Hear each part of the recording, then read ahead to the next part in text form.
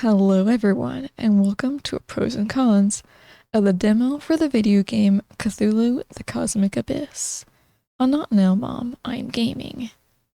These are short videos featuring all my little nitpicks and pleasantries with having played the game, while sustaining a bare minimum of spoilers.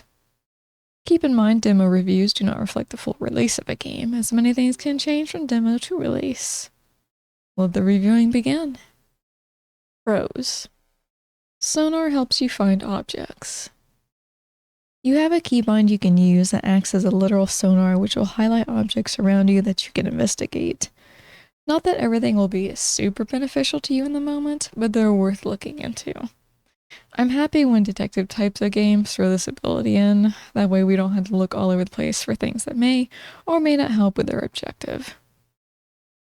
Find things easier with frequencies.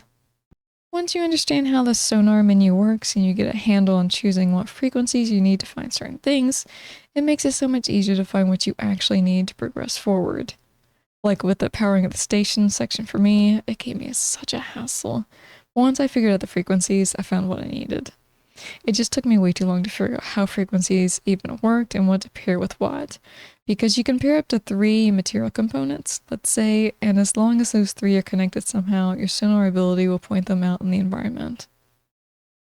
Pick and choose evolutions. The evolutions are your abilities that you can not place points into, but give yourself in regards to your capacity. For instance, if I have 3 evolutions to choose from and my brain has a capacity of 5 slots, I can choose enough evolutions that will fill up those 5 slots. Each evolution icon has the amount of capacity it takes up on it, so you'll know.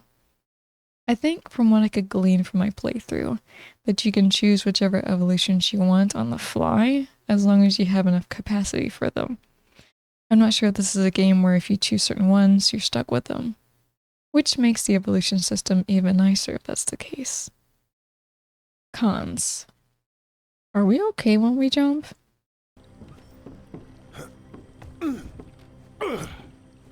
It sounds like we're really struggling whenever we jump up and down. Like it's taking everything out of us just to jump in place. If he's having that hard of a time with it, maybe he doesn't need to be jumping in the first place. Sonar menu confusing. I got stuck for way too long in a portion of the game where I had to power up the station, and I basically needed a full hydrogen tank or 2, if I remember correctly. But there are a ton of cans scattered about that are empty, meaning you have to find the full ones. Well, I looked all around one area and I couldn't get the power to work with the tubes I found, so I traveled all over the space for no reason. You can use the sonar menu to group specific frequencies, and this should enable you to find specific items a lot quicker, but I had no idea what I was doing. I feel like the game should have taken us through an example scenario when introducing us to the sonar menu, otherwise it just looks weird and complicated. Once you understand it, it's not that bad. It's kind of like and that's how it's used.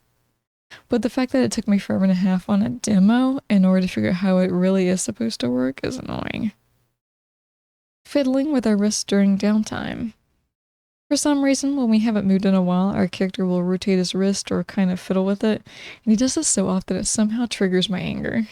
Like, I want to constantly move when I remember he puts an emphasis on his wrist. And I'm not sure why he does it either. I don't know if he's got something wrong with that wrist or hand where it acts up when he's not moving it around. I'm not sure if it's supposed to be a nervous habit, but he doesn't really seem to be the kind of person with that kind of nervous energy. Characters can twitch and shift from foot to foot and do whatever they need to during downtime and not moving. I really don't mind it. But the reason this is so triggering to me is because of how often he does it. I'm sitting here thinking about how to figure something out for a minute. He's fondled his wrist like 5 times. Stop. Manually look into tutorials.